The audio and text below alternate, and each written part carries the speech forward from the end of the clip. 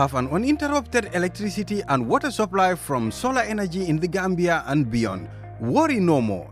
Because Solar Enterprise will provide you with the solutions at reasonable cost. We have experienced personnel who can install and advise you about your electricity and water supply with a warranty period. We have good quality solar products from North America and Europe. We provide services and sell products to individuals, organizations, institutions, private offices, communities, and government. These products are solar panels, batteries, charge controllers, inverters, water pump, water heaters, freezers, submersible pumps, and general solar accessories. Visit our stores at 48 Karaba Avenue and Brusubi Highway, or you can call us on 7657 479 980 8483 340 9400 or 635 9906. Jamano Money Transfer Bureau de Change, your go-to option when it comes to money transfer. With Jamano, you can send money from anywhere in the world to your family and loved ones in the Gambia and be sure the funds will be delivered to them within the shortest time possible. For your convenience, funds sent through Jamano Money Transfer can be picked from all the banks and multiple other financial institutions, including Ajib Bank, Trust Bank, GT Bank, Mega Bank, Basic Bank, Reliance Financial Services, and Approved Services. Visit our head office at Brusubi opposite AfricMed next to Trust Bank Limited, or email us at info@jamanomt.com. You can as well call us on 310-3050 or 310-3051, or yet still 733-0688. Our opening hours are 8 a.m. to 8 p.m. Monday to Saturday and 9 a.m. to 4 p.m. on Sunday. Jamano Money Transfer, your most trusted money transfer service where customer satisfaction is paramount. When you think of a simple, fast, and reliable money transfer, think Jamano Money Transfer.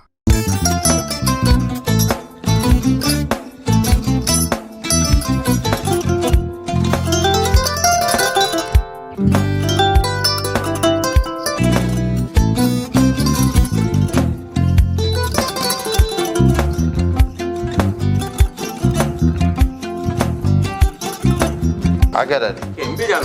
Albaka. Mbaka important. Yo, nga transfer la sto. Ya transfer la sto. Ha, code nyingi. Okay. Important. Nsila ID soto. That's soto. Sorry. I get it. Bijan bro. Albaka. Mbaka. Bara alla service o tariya. Mbare. Mo ki janna nun kunu bara tariya. Janno mi yona forest de bureau. Gambia tonkon na no mbali ya bere. Birin koyna fo kato. Bari si kodo kino kato nim fo bolong blabe. 56 branches mola soto Gambia jam. Ha? Gambia kono ani Gambia bantala bankol. Nka kodo kiya bere. Kodo sifa fo falindiro fo nyaadi lafta memmen na kodi to poto nin kodi maraw. Jannom number 1 ti nyonta. Andum fana nata anoda enterprise sotale. Golam nyindi ko domorol fana kol fana be firale de dadi man domorol dir fana beteat.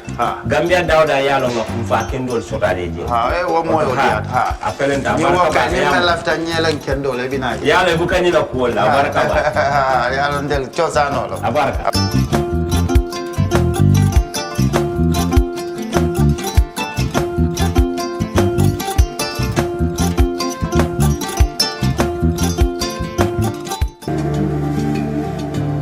Islamic microfinance is becoming an increasingly popular mechanism for poverty alleviation, especially for developing countries around the world. This microfinance service adheres to the principles of Islam as a form of social responsibility. Yona Islamic Microfinance is the Islamic microfinance of choice in the Gambia, trustworthy and reliable. At Yona Islamic Microfinance, we provide savings products, current accounts, financing products in conformity with Islam. In addition, Yona Islamic Microfinance also offers local and international remittances, takaful fund, management of zakat, management of awqaf, trading and investment, and building of strategic partnerships to bring financial services to the doorstep of the poor with donor projects, madrasas, youth organizations, women groups, and farmer organizations. Make a choice with Yona Islamic Microfinance today. For more information on Yona Islamic Microfinance, call 377-2151 or 9832-151 or visit Yona head office at Tipa Garage, Bakote, or visit any Yona branch located countrywide near you.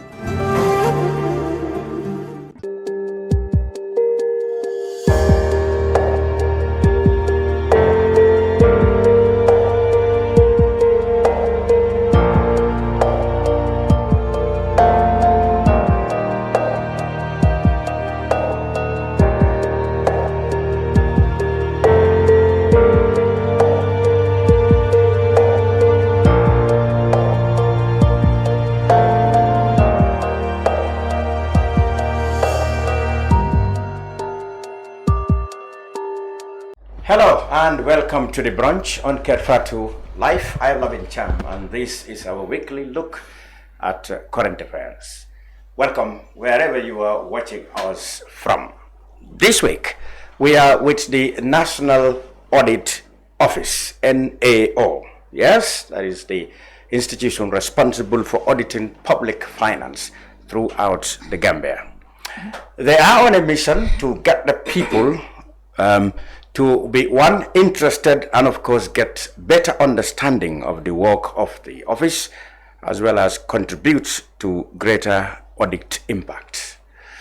To also assess public understanding and perception of the office, which could inform, they believe, more strategic approaches for communication and other stakeholder activities. So if you've been wondering what is the work of the National Audit Office, or you have probably, especially over the last 2 years, the work of the office have been subject of intense discussion, or sometimes, in fact, subject of big political debates.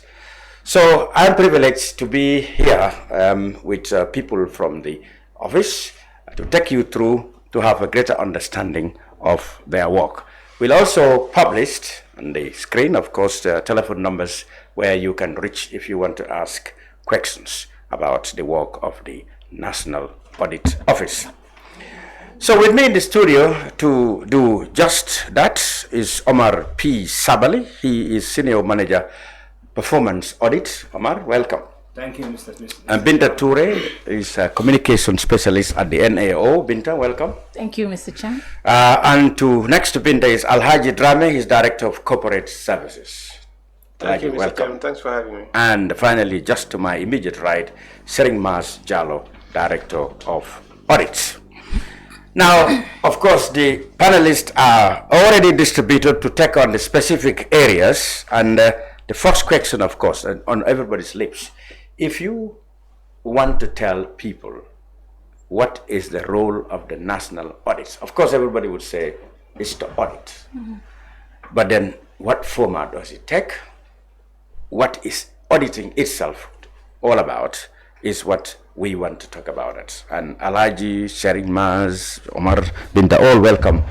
So let's have the background of the NAO from Binta and Alhagie. All right. I'll start, and then my colleagues will, of course, contribute as well. Once again, thank you very much for having us on your platform. Thank you. I don't think we need to do an intro because you have done that for us in terms of the objective of this public sensitization, which we team the NAO Public Hour. Now, just to go into the background as to the establishment of the National Audit Office. It is an institution that is established by the Constitution of the Gambia as a public service institution. In the same vein, the Constitution also establishes the position of the head of the institution, who is termed as the Auditor General. Yes, so specifically when you go to the 1997 Constitution, from section 158 rather, 159 and 160, details out the establishment of the position of Auditor General, which is specifically on 158, and then the establishment of the office, as that is the National Audit Office in 159, and then the functions of what the Auditor General is mandated to do, that is specifically spelled out in 160. So in the same vein, as a public service institution, it is that arm of an institution in the governance and accountability system that is mandated by the Constitution and also the Act of the National Assembly to conduct audit of the accounts of government institutions. That also includes the local government authorities, the courts, the National Assembly, and government parastatals. In the same vein, after conducting that audit, the Auditor General is mandated to report on the findings of his or her audit to the National Assembly. And then it also went further to say, after the reports have been discussed by the National Assembly, the Auditor General can publish the audit reports for public information. Because the key word in the work that we do is public auditing. And when you talk about public, it means the people. So that is why it is important that when the Auditor General's report is ready and discussed, the people should also have access to this report, because at the end of the day, it is to hold account, it is to promote accountability, and that can only be done when people are aware of what is it that the Auditor General has found out when it went to audit these accounts. And then maybe just taking a bit further as to how the audit comes about. I will not go into the different types. My technical team will do that. But just to say, we all know at every year, the National Assembly appropriates the national budget, distributes it among public institutions. So now, for them to be able to hold the executive or public institutions accountable on how those funds have been utilized, that is where the arm of the national audit comes in. That is why when you look at our mission as an office, it is to provide independent professional audit service to the people of the Gambia on the economic, efficient, and effective use of public institutions. And because as part of our setup, which is a parliamentary accountability, that is why we report to Parliament, and then Parliament reviews our reports, and then they do the necessary recommendations and taking it further to ensure that accountability is realized. Good. That's a good. Before you move on, you said after it has been done, you publish it on your in your case, you publish it on your website. Yes. That's where you stop. Okay, I've seen in recent years, the media has been particularly very interested in the publication of audit reports. And once the media picked that up, it became far more popular, and it generated a lot of intense debate. Is it that over the last years, until recently, you've never made it a point of sharing with the media, or it has always been on your website? It was the media that wasn't interested. No, it has always been shared. Before the advent of technology, advancement of technology, the Auditor General was submitting it to the National Library, so people could have access to it. But as you know, technology is evolving. We've now developed a website, and then when you talk of publication in that time, it is like somewhere that the public can have access to. So that is why we mainly put it on our website, but the copies have always been also at the National Assembly, at the National Library, and of course the copies that are at the National Assembly. Yes, Alhagie? What I would just want to add is that Binta has touched on the mandate of the Auditor General, but I just wanted to clarify that the mandate of the Auditor General is too big. We are to audit every institution that has public funds. Public and funds. how many of them together, can you? I wouldn't know offhand, but it's a huge number. It means from central government to local government.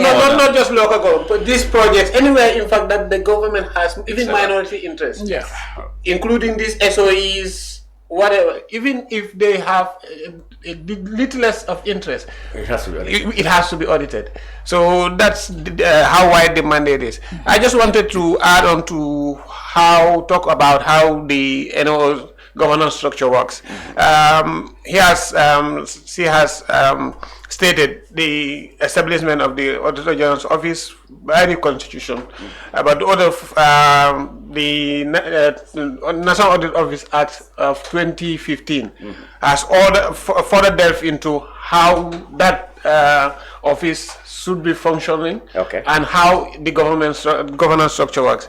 And the Act states that there should be a board, a 5-man board, with a chairman who obviously is the Auditor General, and then the chairman of the Public Service Commission. You have a nominee from the Gambia Bar Association. You also have a nominee from the accountancy professional body, which is JICA here in the Gambia, and a retired seasoned economist. So these are the people who constitute the board. Yeah, these are the ones that are responsible for overseeing the activities of the Auditor General's Office. After that, also you have what we call the senior management team, which is responsible for the daily activities of the office. You have the Auditor General, who is helped by 2 deputy Auditor Generals. We have one for technical and other for administration and finance. And then further down the line, you also have the senior management team. That includes the ones that I have already listed, and then directors. Also, there are some other sector heads which are not directors, but some who are not directors, but they are co-opted in such meetings. So that's the structure. That's the structure. What about individual ministries that have, you hear of internal audits? Are they not answerable? Are they not your staff? Or how are they related to this? No, it's different. For us, that's why we would always want to mention that it's an independent institution. So it's different from those the internal audit. The internal audit is the department under the Ministry of Finance. So for us, we are independent. So it's only in the Ministry of Finance that you have internal audit? Yes, that's where the department is. But they have staff that are posted in these different ministries, projects, and so forth. But also in institutions. You are independent of them? Yeah, we are. Yes. So they do preliminary auditing of for them they should be actively involved. For example, in the process of procuring something, they should be involved even before the payment. I see. Or in all procurement activities to see whether what the law says is. I see. Okay. All right. Yes. So yes, you have outlined the structure, the structure of the National Audit Office. You talk about the board and the senior management, as well as right down. How many are together, the staff you're talking about? Total number of staff would be around 193, but that includes both technical and support staff. But for technical staff, it would be around 125, if I'm not. Around 125. Because I think 125. All right, I understand in the work, because my next question was going to come to how do you collate all these informations from the various institutions, and you yourself talk about it, endless institutions where the public money might have been. How do you go? Because often you hear late audits reported. And then you hear also late response. You hear management latest, etc. I want to know how do you, what is the time for a year? And sometimes you see you are in 2020, we are in 2024.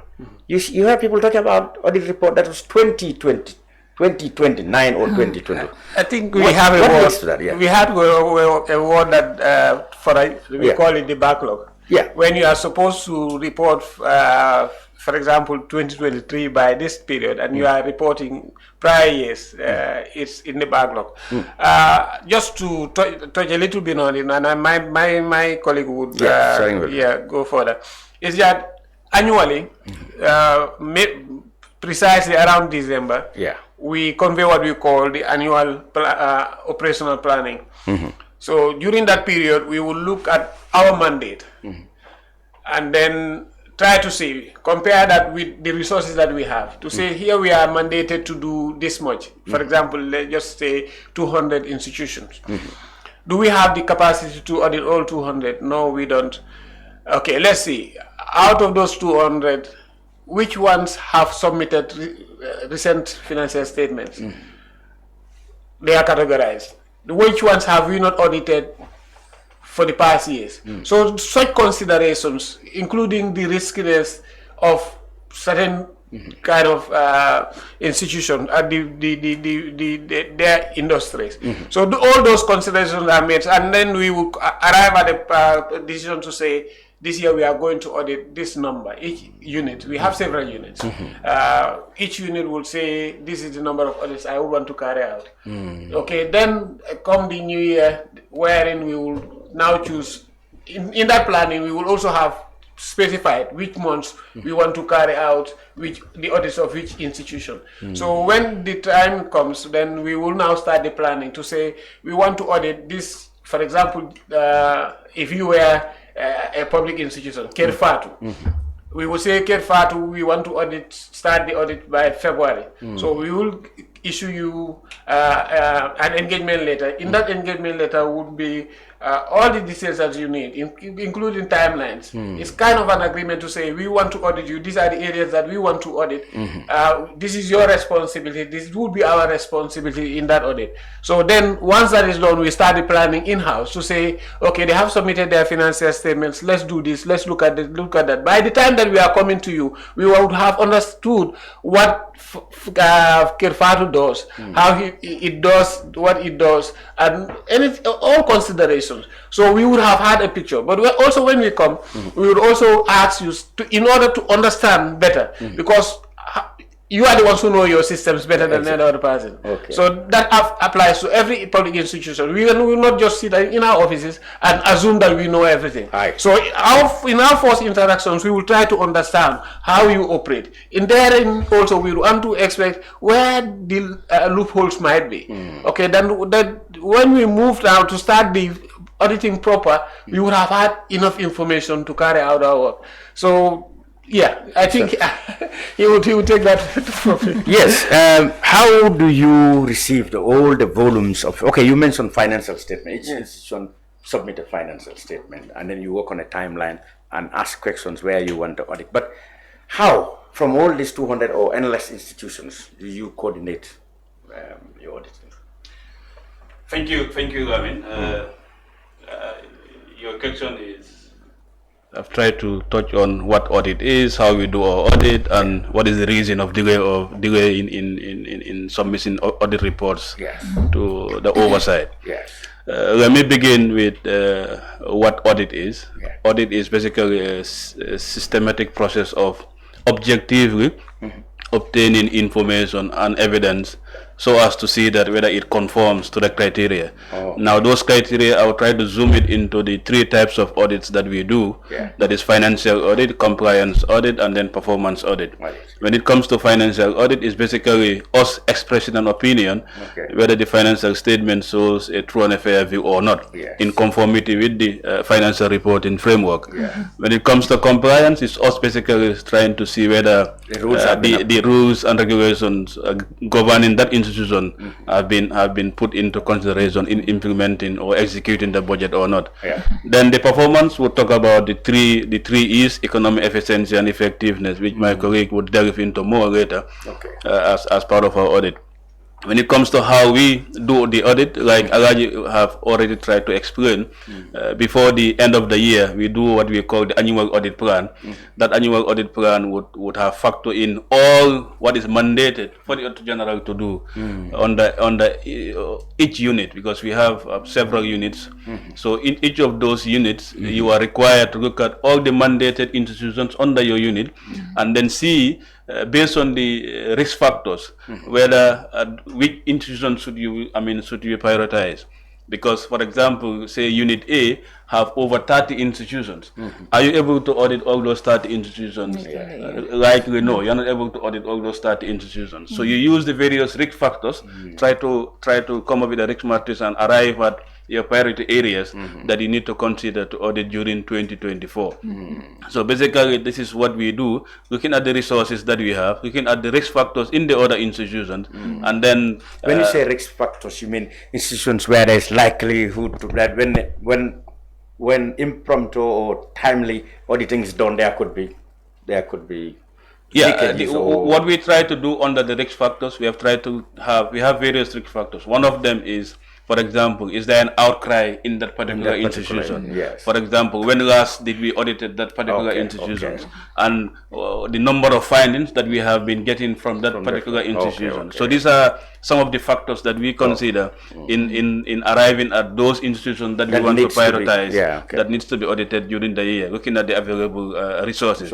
But when it comes to mandate, really the mandate said we should audit every institution on an annual basis. But for now, the truth be told is we cannot audit all those institutions in a given year. However, you knowing where we are coming from and where we are today, we have really evolved from an infant to now at least at another level. Yes, I don't know, because like I said, over the last 3-4 years, your work has been very much, let's say, more effectively monitored, or I don't know, because I mean, the office could have always been active, but there were more attention to the Auditor General's reports over the last 3-4 years than ever before. I don't know whether it's the involvement of the media or perhaps people tend to be more interested. You mentioned plan of auditing. Aren't there instances when you turn up unannounced and audits an institution? Isn't there any provision for that?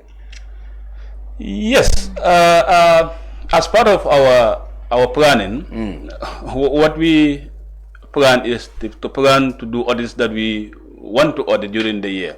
However, there are instances where the Auditor General can sanction a special audit for a particular institution. I see. Or we can receive a request from the National Assembly or other bodies asking that they want us to look at it in entity A. So in those instances, yes, we do not plan to audit entity A, but because of there was a request by the Auditor General or from the executive or from the National Assembly, then we can go and audit that particular institution.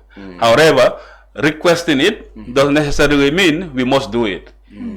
If Auditor receive requests from outside, he would have to see that whether that is within his mandate, he would have to see that whether it's really going to audit a particular institution or not. Then we go and audit. Yes, apart from the plan, there are also special audits that we can carry out based on request or sanctioned by the Auditor General as well. I see also, I don't know who can answer that. I see also, in terms of your work, I see an office that is under auditing is an office where even when you enter, you see from the environment that I mean, officials seem to be, there's some sort of fear has been injected into it. There is an uneasy calmness in there, you know. Sometimes the operations of that office stop, they say, oh, auditing, where? How does this come about? I see the offices that are, you know, undergoing auditing. You enter there, you find an uneasy calm among the people. I can say, let me just attempt to say that I think that's a natural phenomenon. No one seems to be comfortable being around auditing. And I don't want to. You must have experienced a lot of that. Yeah. Unwelcoming expressions. That's recurring. That's every time that we do that. It's not a nice feeling. As auditors, maybe not them. But there was a time I was also working in accounts at the accounts office of the National Audit Office, and we were audited. So I had the same feeling. But it's natural. But usually the understanding should be that we are not witch hunters. We are there to kind of improve the institution.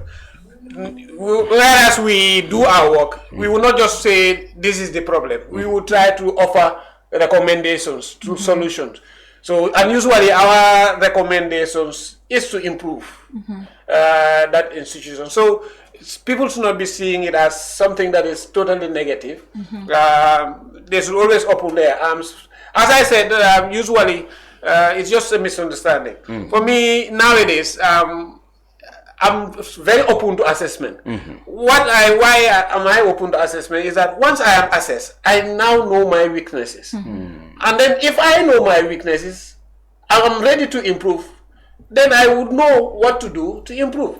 But if you are there seated, you are not interested in what your weaknesses are, I don't think you are interested in improving. And that actually brings us to a very important principle under the global umbrella of Supreme Audit Institutions, which is INTOSAI. They have this principle on the value and benefit of Supreme Audit Institutions, which is to make a difference to the life of the citizens. In the principle, there are other sub-factors, which goes to show that, like Honorable Alhagie has mentioned, these audit findings and the audit reports, at the end of the day, they are meant to help the management of these institutions in their decision making, because like he said, when you are assessed, your weaknesses is known, and you are not only shown your weaknesses, but you are also given a remedy to say, if you do A, B, C, and D, this weakness can be rectified. So I think that is a plus. So that's why my colleagues have stated earlier on, the audit exercise is not to witch hunt or tarnish the image of any individual or an institution, but rather to add value. And at the end of the day, we all complain of the meager resources. But if these are not put into the use that they are intended for, then, you know, a lot of public services, the public service that we hope to receive from these public institutions will also be in default. Good. Yeah. So when you talk about performance, Omar, what does that mean? He mentioned about compliance and other things. So when you say performance, what's meant? Thank you, Mr. Chairman. Like Serimas has rightly put it, he has put a very good stage for me to stand on and look at it in the next level. Performance audit is the newest form of audit, or is a baby in the region. We are trying to implement, but now we are growing old. We have almost completed about 13 performance audit reports that are in our website that you can always go and see. But coming to your question, performance audit is not different from any other in terms of the processes. What is different is what we do at every level and along the journey. So even in performance audit, you have to plan it, you have to execute it, and then you have to report, but at a later time you do a follow-up. But performance audit is the same independent, objective and reliable examination of whether state mechanism, institutions, programs, or whatever is put in place by government is operating or is in accordance with the 3 E's Binta earlier mentioned. That is the economy, efficiency, and effectiveness. So I will underline those 3 key words along the line. When you talk about economical, we are talking about that resources that you need to complete or to implement or execute a government function, activity, project, or institutions in their daily activities are in their most economical manner. That is, the resources they need are readily accessible on time, but they are also at their fair prices, and then in terms of quality and quantity. Because it's just not any material or any resources, but it's going to be a resource that is of high quality, that will meet the demand or the intended use or to meet the purpose for why you want to use it. So if you take the next level, that is the efficiency. Like Binta rightly said, or the colleagues rightly said, resources nowhere in the world or in no circumstances you will have resources that are adequate. There will always be a scarcity of resources. But the question is, what do you do with those meager resources at that time? What do you do with it to achieve your objective? So if you take it a little bit further, that is the effectiveness. Have we solved that problem? Because government is very careful to put in institutions to be able to cater or solve some of the problems that we are seeing in the society. So if an institution is put in place, yes, it will be given resources. That is the part, their portion of the national budget. But also those budgets will be given to you to meet a specific objective for why you are in existence. So if we come as performance auditors, we try to assess what do you do with those resources.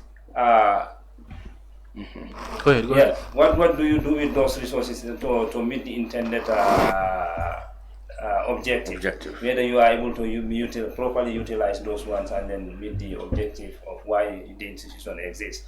But if you talk about how do we plan it now, in planning it you take 2 routes. You know, the first route is the Auditor General. Of course, you will appreciate that we are all his staffs. Whatever we do, whatever audit we conduct, we are doing it for or on behalf of the Auditor General. So we are his tools in a sense. So if he can sanction any type of audit at anywhere, so it's like Serejma says, we do not issue an opinion to say the financial statement purported true and fair, but we are concerned with service delivery. What service are people benefiting from those services? Why such institutions are put in place? For example, Alhagie said it here. To take an example, Kerfatu was a public institution.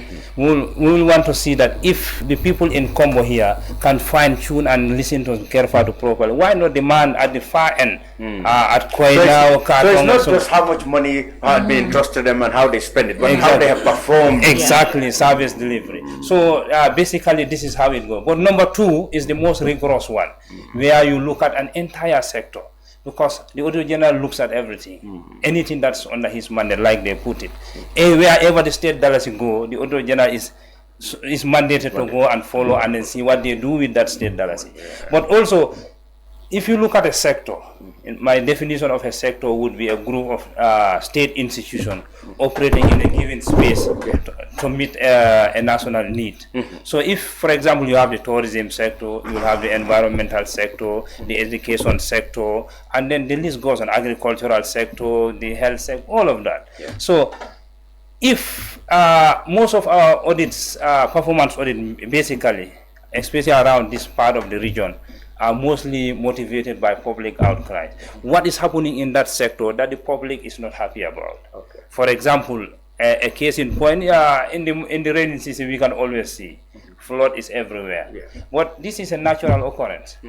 The water comes from somewhere, or above us in the sky. But there is something somewhere responsible of pouring that water into the Gambia. But what the Auditor General would be concerned of, what is government responsibility? What is government stance? What are the government strategies? What are the government policies put in place to seal people from that, or to protect people from those havoc caused by the... So again, that's where we come in. Then government has put in place an organization or an institute or a department to take care of those health disaster issues.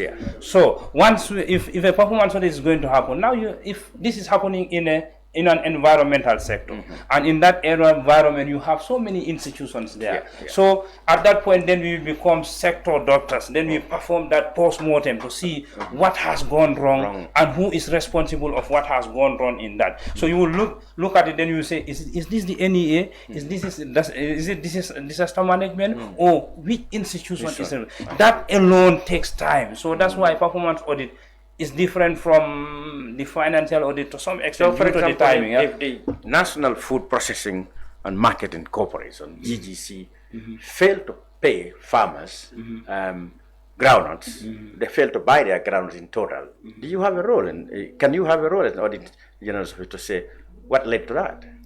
Yes, but that will come through a process. You'll have to run. But I'm saying, does that fit in the kind of examples you're talking about? Of course, it will, because these are state institutions that are required to deliver service. So they will have to come in. But then, like I said, you need to see where sometimes limitation can come. Like, for example, if you are Kerfat is a state institution or a public institution, but you are regulated by a body. There should be a body that sees look at what you do, provided perhaps you aren't able to do A, B, or C because there's a policy document sitting down, or it's an instruction sitting down somewhere that is beyond you. So this is how some of these things you look at it and then try to get an answer there. Okay. I wanted to also chip in because they are technical people, so I'm here to just simplify it as part of the comms activities. So performance audit may be at the global level or beyond our borders. Some institutions or some jurisdictions will also call it a value for money audits. So just in case someone comes across value for money, it's still talking about the performance audit. And then he has listed we have done series of performance audit assignments and people can actually check on our website. We actually have done one, which is on the provision of farm inputs for farmers. And then this issue of the GGC also has a component. So probably if people relate to such audits, they would understand. Yes, so this report is even sitting on our website currently. Interesting. Now let's talk up. Let's still stay there. If you, because I often hear everyday activities that if you, when you are auditing, we often hear reports. When we get into the reports and publish to journalists, we get criticized. Oh, this report is incomplete because after the audit report, the responsible institution have responded, and you did not come on that. You did not cover that. So we want to ask whether audit reports, your audit reports, when they are published, don't they come with up-to-date response from the management of it? Yeah, of course. Let me just say something. I'll send you can pick me from there. Yeah. But what I want to say, every audit report require management to respond. Yes. Because this is like what you are saying is like this is what the auditors see. And then this is what do you think about this one?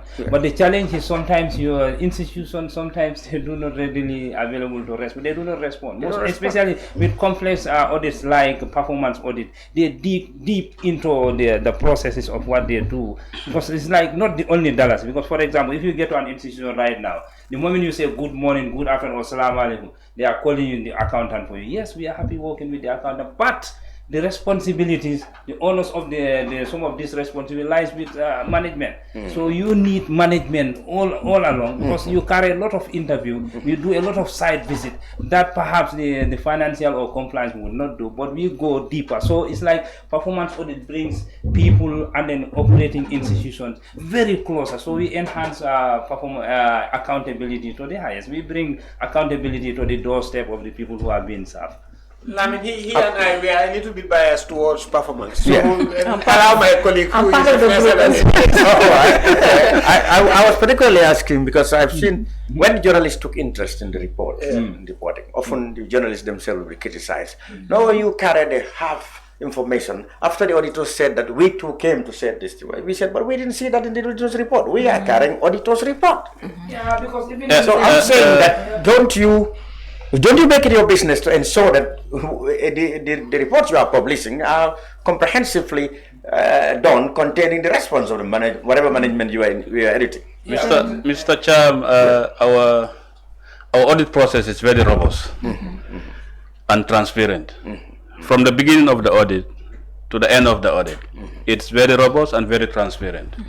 Transparent in the sense that even while we are executing the work, management is being consulted, information or findings that we receive or we obtain is being put to management, every finding that we obtain.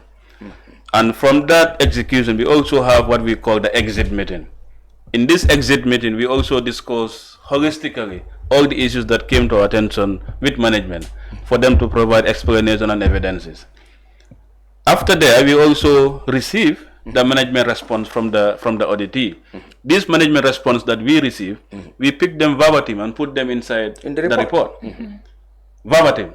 We don't even alter. Try to edit. We don't edit it. Yeah. In fact, sometimes we will realize that to be fair with them. Yes. It needed editing. Exactly. But then you still live in there. Like we do sometimes with advertisements. Yes. We call them, okay, you want us to advertise it, but we still find the language wrong. They say, no, leave it is that technical language. Exactly. So we put it verbatim the way it is, and then include that in our final report and submit to the relevant authorities. So every report that the journalists carried from the National Audit Office obviously come with the management. Of course. Otherwise not complete. Of course. But then of course they will bang on the journalists, oh, you are taking the, I mean. Yeah, but Mr. John, some of the performance audit we carry out, like I told you, it's very new. The performance audit in itself is new in the Gambia, or maybe in the region if you like. some of them, if you give them this performance audit, a case in point, in 2020, we were the winners, we won the best African performance audit report in 2020 on obstetric Congratulations. care. Yeah. So, but even that report, they find it very difficult to respond.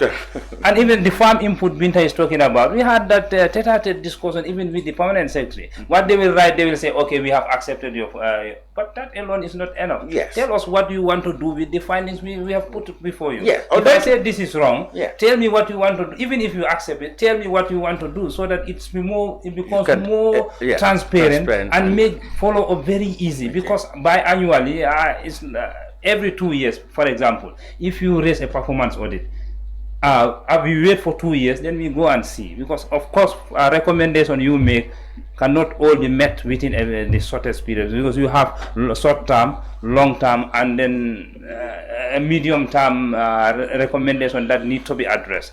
Okay, but then after 2 years, if you go, what they are even providing for you is very little done about that. And another frequent question to ask is, don't you have the powers to recommend police investigations or police actions? And when you do that, and you see the police didn't do, what does it do to you? If you feel frustrated, or don't you have the mandate to go to the police direct and say, you know what, in the case of Kerfatu, IT11 Cham really had tampered with this thing, or we suspected fraud. I mean, sometimes you do recommendations like that in your report, isn't it? How often do they carry them out? You see, under the 1997 Constitution, it has mandated the Auditor General that where anywhere he finds a suspected fraud, he should inform the Auditor General. I mean, the Inspector General of Police. Do you do that? Yes. And police didn't act on it so many times. What we do is, whenever we have suspected fraud, we write to the Inspector General of Police of the suspected fraud. Okay. Now they have a responsibility to go and investigate that suspected fraud. Now the question is, do we receive feedback? Largely, we don't receive feedback. So and you don't have any other means to follow it. Well, in addition to that the provision in the Constitution, we also have in the same Constitution that talks about surcharge. Yes, surcharge. That the general can surcharge. Yeah, I was going to come to that. But then now it mentions surcharge, but the administrative bit of the surcharge is not identified. It's not identified. So what we try to do within our amendment bill, we are trying to come up with an NAO amendment bill. In that bill, we have tried to spell out the administrative process. The sanctions. Exactly. And they can be implemented. Exactly. Independent of the police. Of course, yes. Because in many cases, the police fail to act on it. That's what we have. So. May I just add that recently we have taken steps to address that. We have established a legal unit, this legal unit starts to follow up. And I know they are actively, in fact, involving the police. Usually, as he said previously, once we write and then inform the Inspector General of Police, we sit back and do absolutely nothing. So but that things have changed. Now they are being engaged to say even the ones that we have previously written to them and have not received any feedback, we are even follow up on those, not to talk about even the recent ones. So things might improve. In addition to the surcharge, I think what the surcharge can do is now that in the instant I come to this institution and I find that the irregularities, the Auditor General has the power in that instant to say, I did not accept this expenditure as valid. The head of this institution or the person responsible would have to make good of this expenditure. I'm not agreeing to it.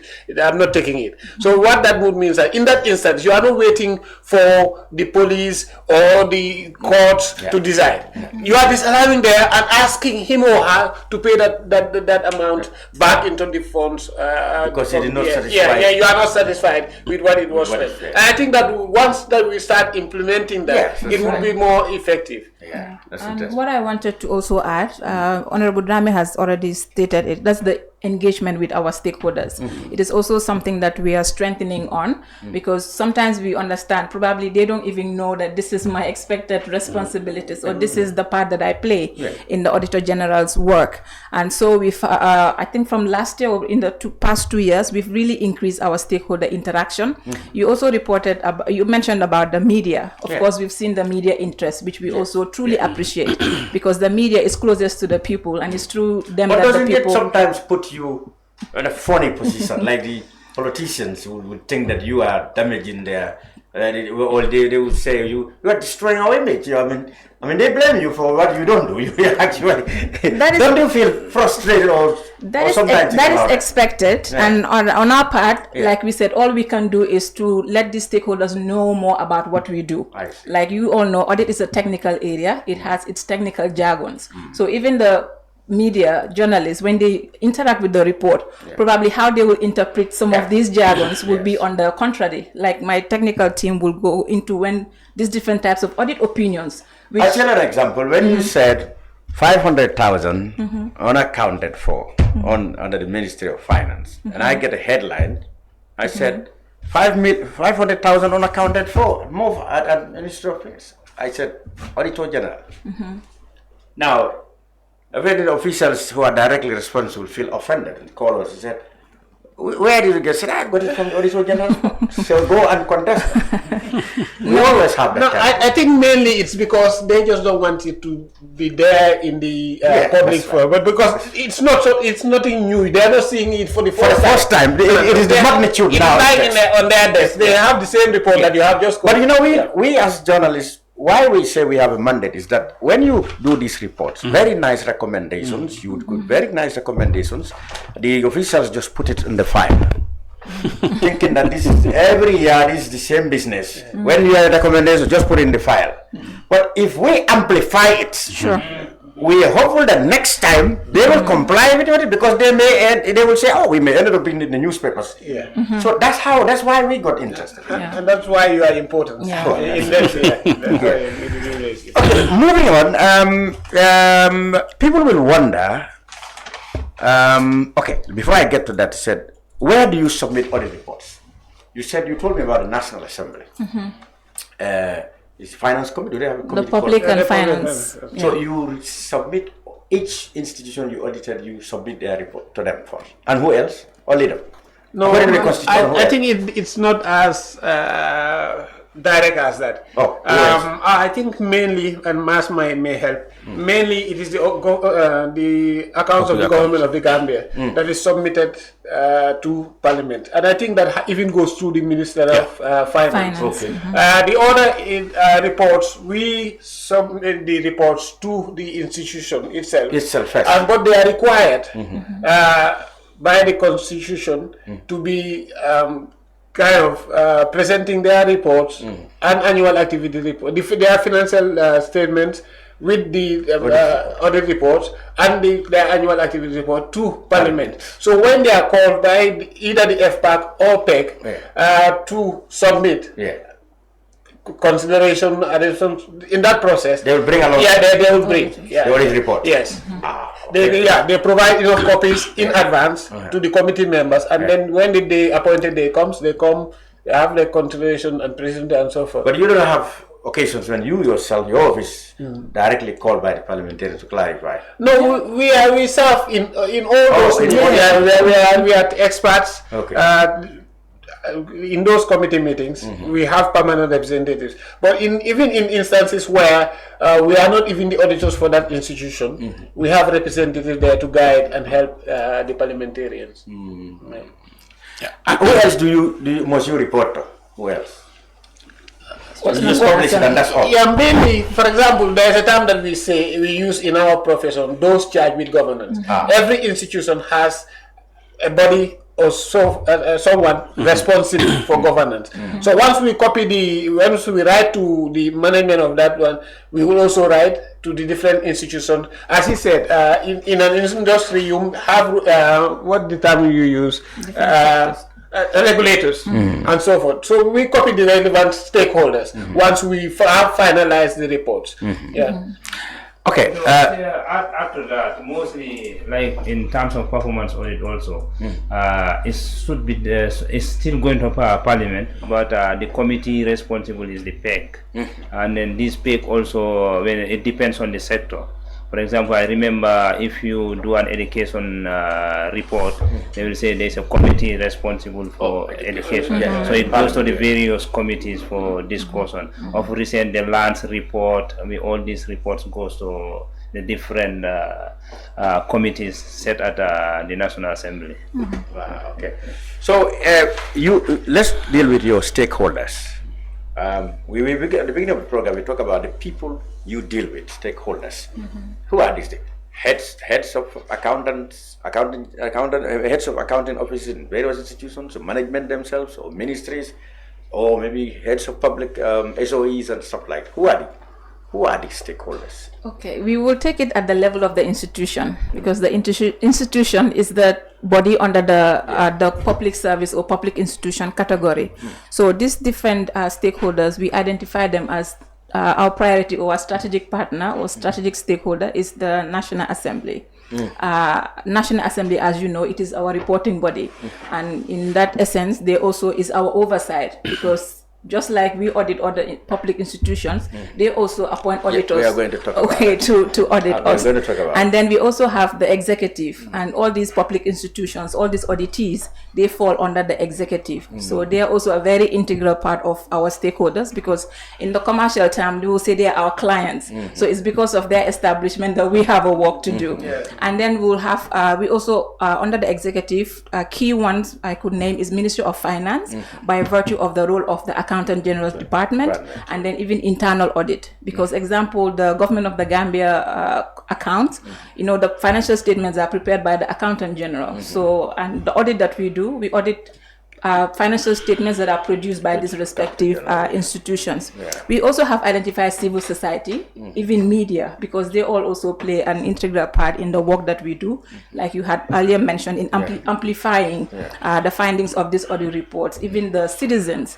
And we have kind of like identified, as part of our communication and stakeholder strategy, we have identified modes of interacting with these stakeholders, but the primary objective, which is also a goal in our strategic development plan, which is running 2020-2024, it is looking at 4 strategic goals, and one of them is for greater public awareness about the role of the NAO, because we believe when that is done, when the stakeholders have a greater understanding of what the National Audit Office is mandated to do, then we all can play our part respectively. And civil society, I have also mentioned, is also a key stakeholder, and maybe just to also acknowledge them, that even this TV program we are having is funded by a civil society organization, that is Gambia Participates, through their US Embassy funded project, which is looking at strengthening accountability and transparency in the Gambia. And I think we've really done well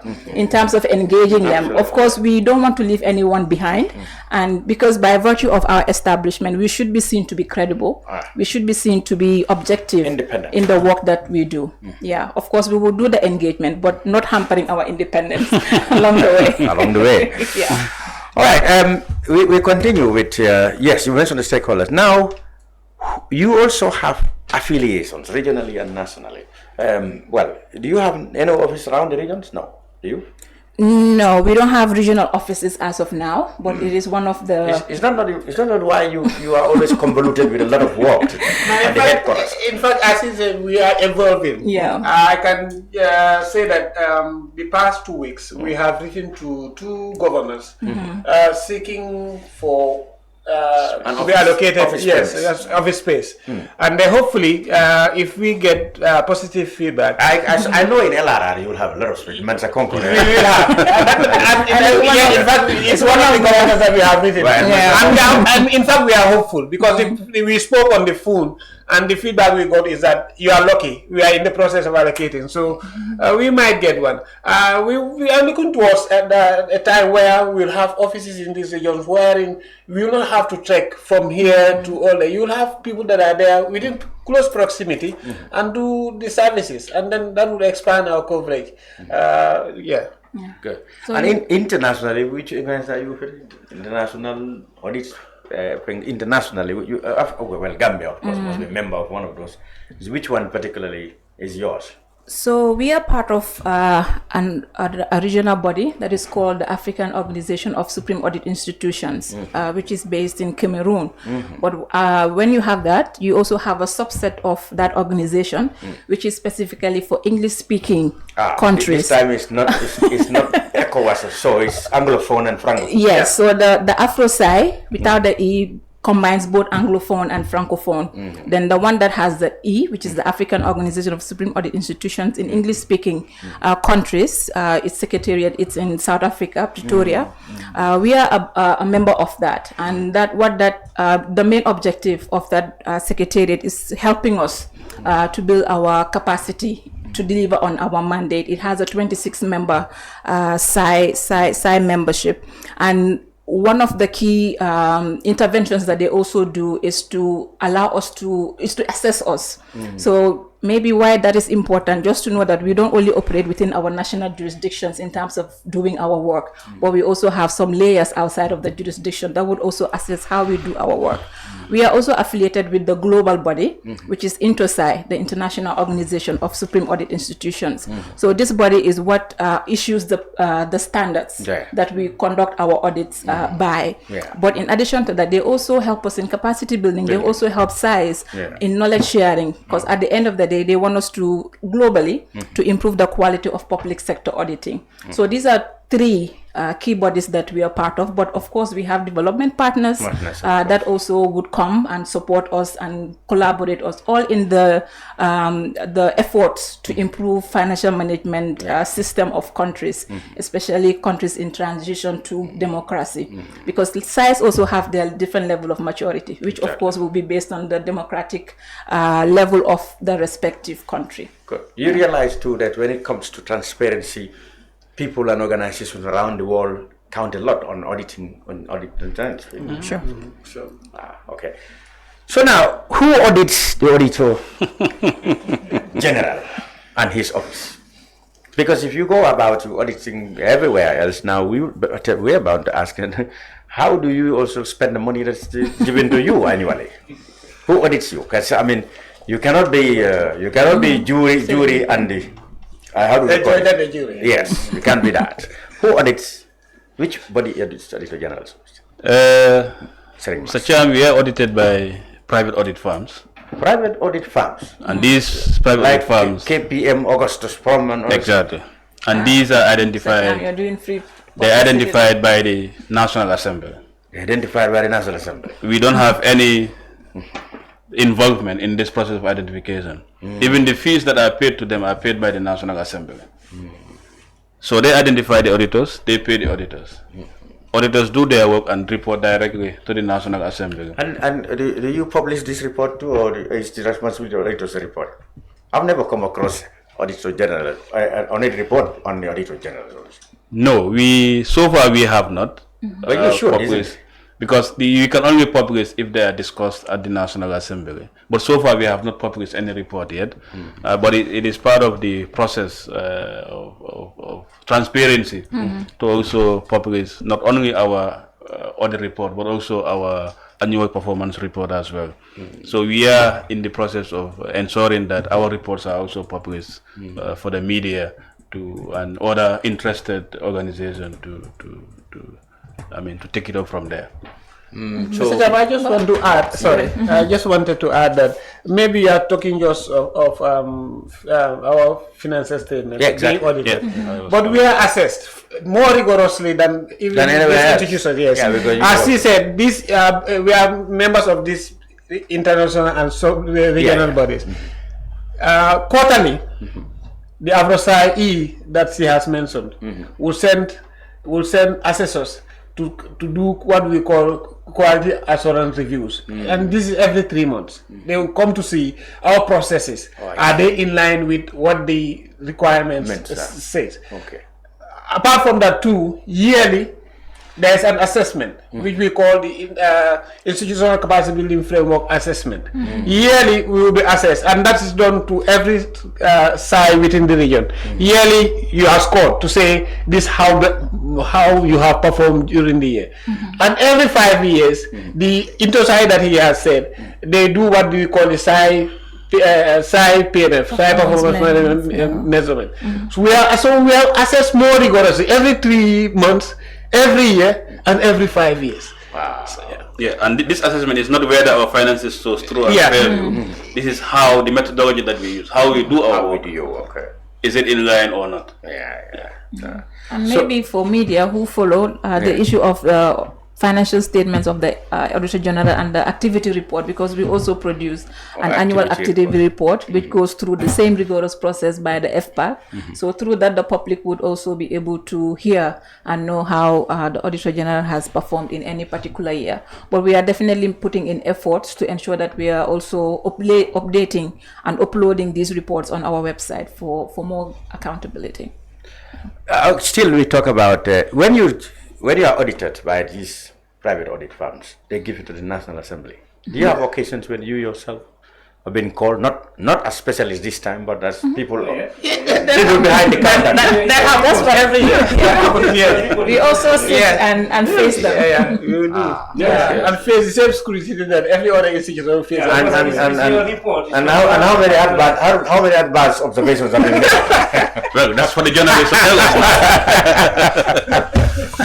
Well, thank you very much, gentlemen. I want parting words from you, gentlemen and lady, about the work of the National. Because I hope we have covered much ground. Before we part, we just wish to highlight some of the challenges. Yeah, that's right. That's the last one. Thanks for reminding me. Yes, because remember at the beginning of your and I also want. I don't know whether we have got.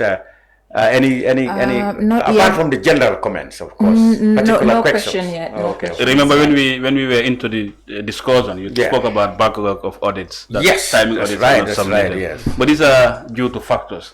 Factors ranging from resources, because we can only audit when we receive the financial statement, and the Constitution requires that by 31st of March, financial statements should be submitted to the Auditor General for audit. Quarterly, or? Yeah, by 31st of March. At the end of the first quarter. By the end of the first quarter. Oh, okay. But now, if you were to do an assessment to see how many institutions have submitted this financial statement, zero.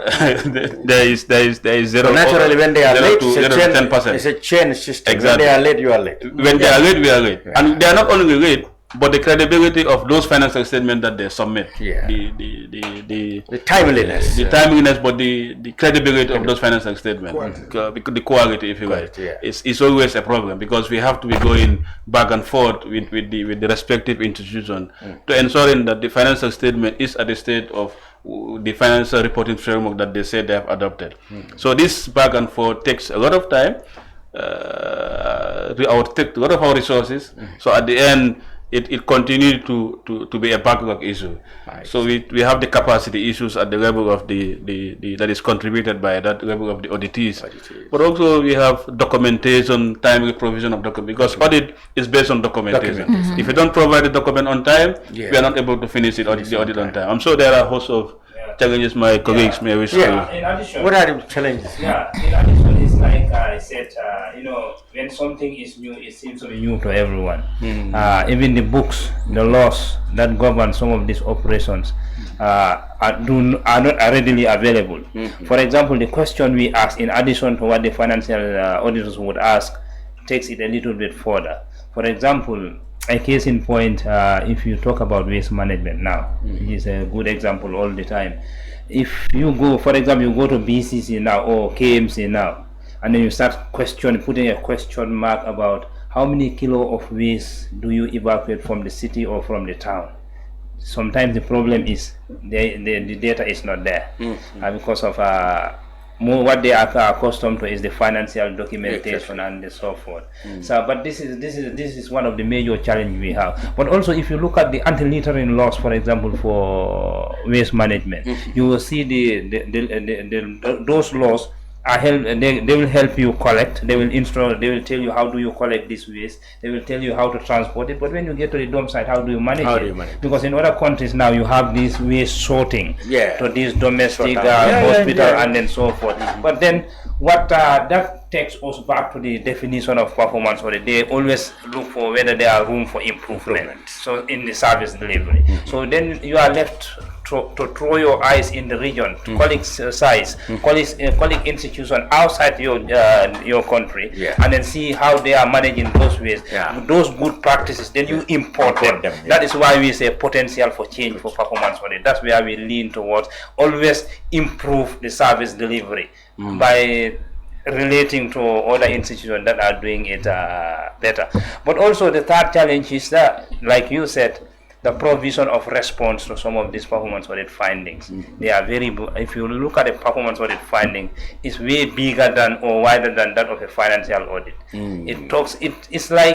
It's kind of a research kind of that you do in performance audit. The findings are well detailed enough so that even the layman could read and understand what is it that you want to do. But then the truth is, how do they respond to it if they even don't know about it? So it becomes the institutional arrangements and the people in these appointments knows little about performance audit. So most of the time you find us in the field, you do a lot of preaching before you can even get them settling around what you want to do. So these are big time challenges you have, the understanding, but also the availability of documents to support your work. What are some of the other challenges? How's your... Well, I passed your office. I can't remember seeing a fleet of vehicles like I used to see in some of the government institutions. You don't have that luxury, is it? I think we have... you to have fleets there? We have just enough. There you go. I think why we now do not term it as a major challenge is that there seems to be a little bit of improvement. Previously, despite the little number that we had, there would be this frequent commandeering from the vehicle control unit. But the National Assembly has helped in that regard. Now we are kind of exempted. So the little that we have, we are able to use it at our own whenever we need it. As I said, resources are never enough, but I think we are in a position now to utilize the ones that we have, at least to do the services that are needed. But once we have more, I think our major challenge would be the instruments that we use. In auditing nowadays, you use laptops and so forth. So I think that's something that we are a little bit struggling with. But we are gradually going there.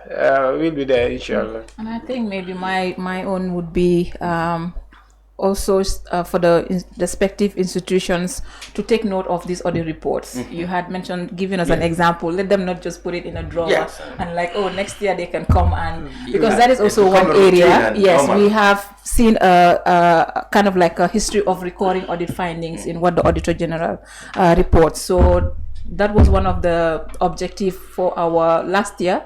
We had a back-to-back engagement with auditees from the ministries, departments, subvented institutions, even projects, and even the other oversight bodies, just so we discuss with them some of these challenges that we are facing, but also the recording audit findings, so that we can also understand from their perspective what is causing the repetition of, is it capacity at their level, is it the lack of understanding of their regulations and their acts and the different standards. So we've started that engagement, but from a communication point of view, I think we've seen the need for us to do this continuous sensitization.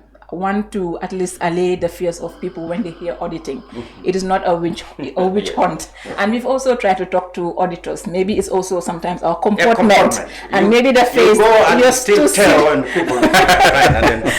So it's probably a two-way solution that we need to find. But overall, I think we are trying to put in efforts.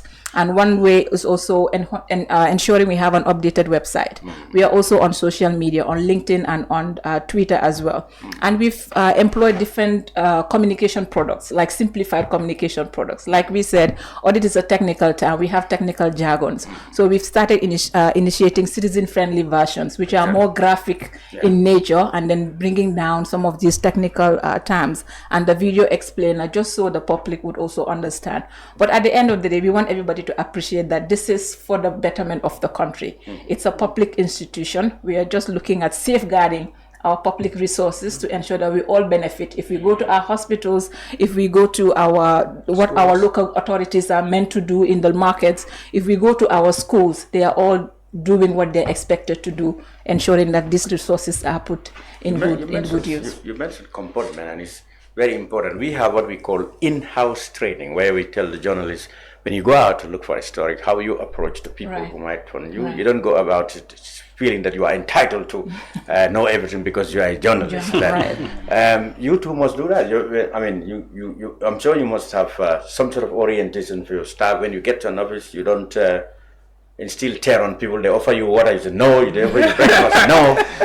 You look like you are. That was one example someone gave, that they offer them coffee and they're like, no, it's okay. But I think they think maybe they want to dose you up so that you don't see figures. But of course we are doing that. But even aside that, we are also guided by standards, like we said, as an auditor, how you're ensuring your conduct, your ethical values. Even as an office, we also have our values, and we try to remind staff on some of those things, because you are the brand of the institution, so it also matters. But of course, we are putting in efforts in our HR initiatives to also let staff understand the important role they play, because outside they are the Auditor General, because they are representing, literal term, they are representing the Auditor General. So yeah, that is very important. And finally, how do you address the Auditor General in your office? When I'm writing, sometimes I want to abbreviate it, AG. I say no, but that will look like Accountant General. So I have Attorney General. So these three, Accountant General, Attorney General, Auditor General, I have to, in the case of these two, Auditor and Accountant, I have to write it out. So when you get to your office, how do you, I meet the Accountant, Auditor General, how do I address him? AG. AG? Yeah. Or you call them AG? We call him AG. Okay. Yeah. All right. Thank you very much. Members from the National Audit Office, in this order, Omar P. Sabally, Senior Manager Performance Audit, Binta Touray, Communication Specialist, Alhagie Drammeh, Director of Corporate Services, and Jallow, Director of Audit, for being on the Brunch. We hope to have them more frequently, perhaps in the future. Until then, Lamin Cham wishing you have a great weekend. Thank you very much.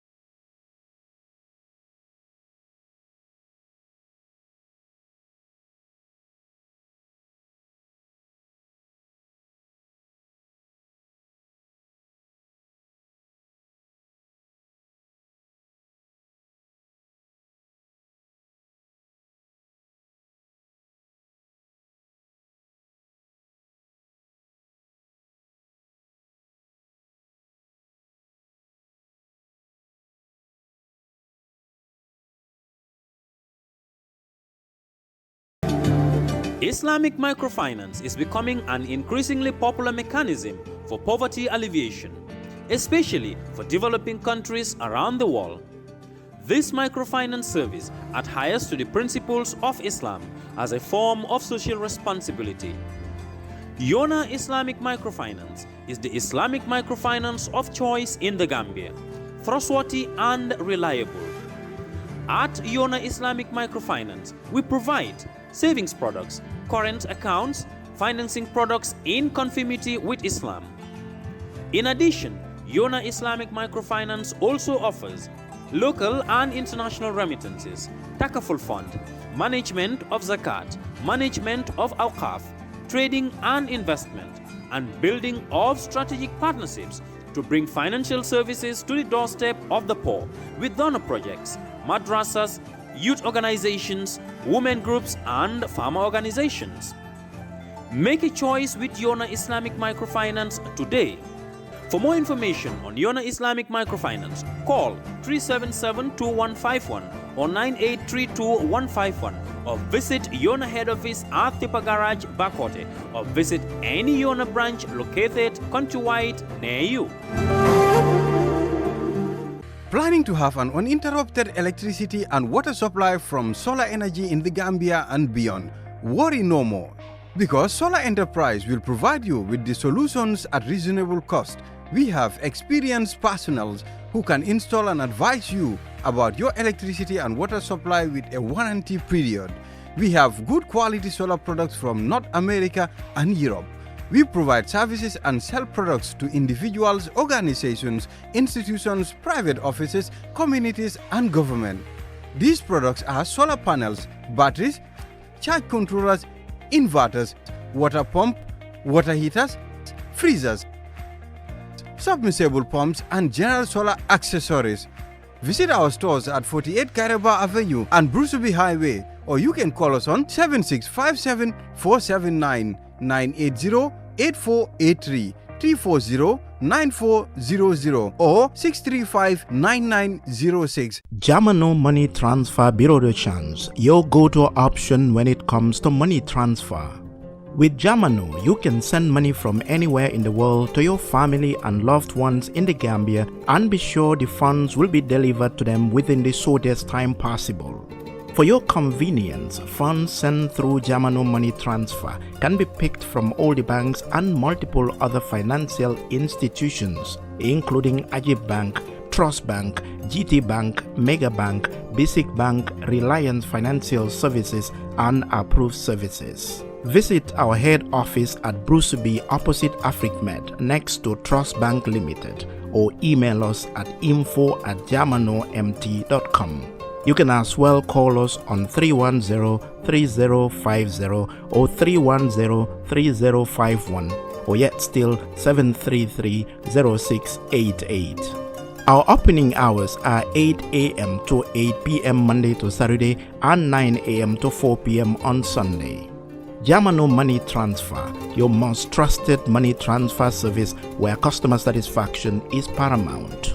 When you think of a simple, fast, and reliable money transfer, think Jallow Money Transfer.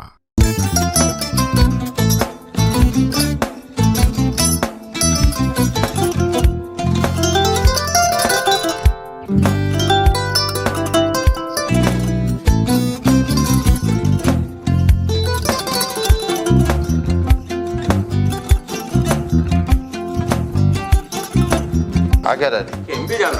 Albaka. Mbaka important. Yo, nga transfer la sto. Ya transfer la sto. Ha, code nyenje. Okay. What's that? Nsila ID soto. Sorry. I get it. Bijan bro. Albaka. Mbaka. Bara alla service o tariaka.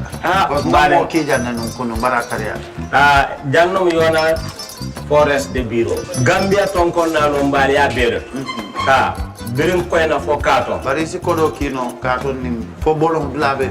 56 branches mola soto Gambia jam. Ha? Gambia kono anin Gambia bantala bankol. Nko kodo kiya bere. Kodo sifa fo falindiro fo nyaadi lafta memmen na kodi topoto nin kodi maraw. Jannom number 1 ti nyonta. Andum fana nata anoda enterprise sotale. Wolam nyindi ko domorol fana kol fana be firale le dadi ma nin domorol ni fana beteata. Gambia dawda yalo ngam fa kendol sotale je. Wo moyo diat. Apelenta baraka ba. Ni lafta nyelen kendol e bina. Yalo bu kanila ko la baraka ba. Yalo ndel chosano lo. Baraka.